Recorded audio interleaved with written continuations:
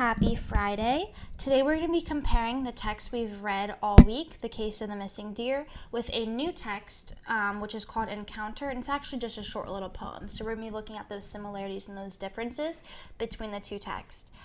If you need a refresher on The Case of the Missing Deer, you can go back and rewatch the videos, or you can download the text on the My library section of our class page. Either way, but you might want to refresh your memory on the text so it can help you answer the questions that you'll be responsible for on EDSB later today.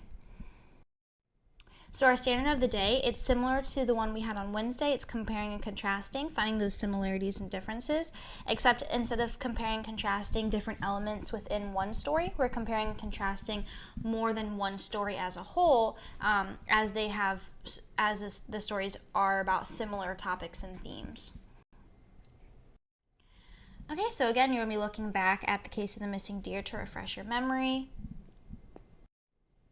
And then this is just the short little piece of text that we're going to be comparing the Case of the Missing Deer with. It's called Encounter, and it's a poem. I'm actually going to have you read this independently to yourself, but we'll come back together to talk about the questions that you'll be responsible for on EDSB later this day. So you just have one question that you need to be answering today on EDSB, but I really want you to be thoughtful as you go about answering it. So the question is, how is the deer in Encounter like the deer in The Case of the Missing Deer? When you're answering this question, since you're just answering one question today, I really want you to be picking out pieces of text evidence to support your answer.